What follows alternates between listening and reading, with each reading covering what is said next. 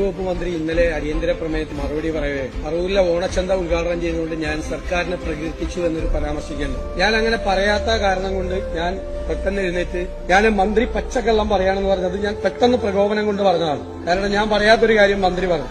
അപ്പോൾ തന്നെ ഞാൻ ഇരുന്നപ്പോൾ തന്നെ സഭയിലെ മുതിർന്ന അംഗമായ ശ്രീ മാത്യു ടി തോമസ് എന്റെ അടുത്ത് വന്ന് ആ വാക്ക് അൺപാർലമെന്ററിയാണ്, അത് വാസ്തവ വിരുദ്ധം എന്നേ പറയാൻ പാടുള്ളൂ, തെറ്റാണെന്ന് പറഞ്ഞു. ഞാൻ അദ്ദേഹത്തിന്റെ വാക്ക് അപ്പോൾ തന്നെ വിലക്കെടുത്ത് ഞാൻ സ്പീക്കർക്ക് നിന്ന് ഞാൻ എഴുതി തന്നിരുന്നു. എന്നെ പോലെ ഒരാൾ ഞാൻ സാർ 24 വർഷം കഴിഞ്ഞ് സഭയിൽ എന്റെ ഒരു വാക്കും ഇതുവരെ സഭാരേഖകളിൽ നിന്ന് ഒരു സ്പീക്കർ നീക്കം ചെയ്തിട്ടില്ല.